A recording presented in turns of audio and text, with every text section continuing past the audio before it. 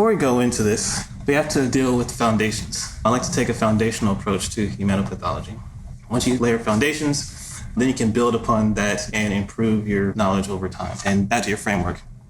And the first foundations, as you approach topics such as hematopathology, are your beliefs and motivations. It's really important to have confidence in your ability to learn the topic of hematopathology.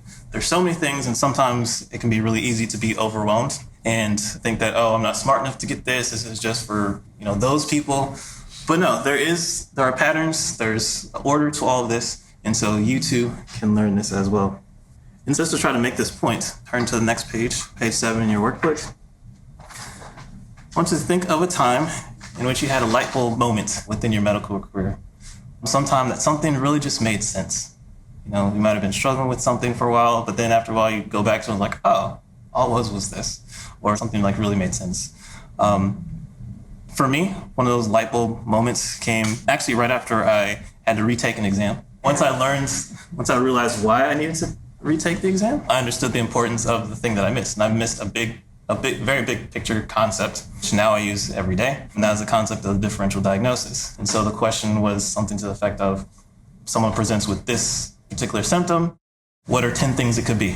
And before not doing so well in that exam, my thinking was, if someone comes in with X, then the diagnosis is Y, and you're just kind of done. It might be 2 or 3 choices, but the idea of a wide, extensive differential diagnosis didn't really register with me yet.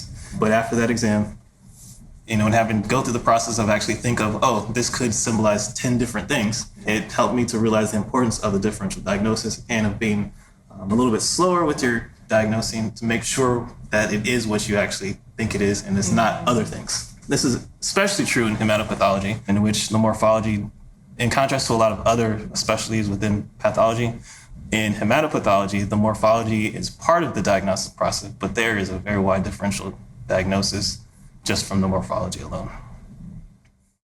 Give you a couple of moments to think.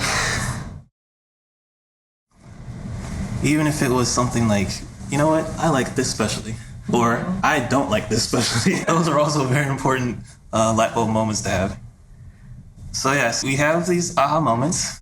Sometimes when you're in the training, the information is just coming so quickly that you don't have time to really reflect upon and savor those moments. But especially before trying to deal with an extensive topic, it's good to remember those moments just to give yourself the confidence that you can go in with an open mind and believe in yourself. Because otherwise you'll put a roadblock to it and you won't even try. So it's important to have that belief that you are capable of learning this new thing, learning this topic.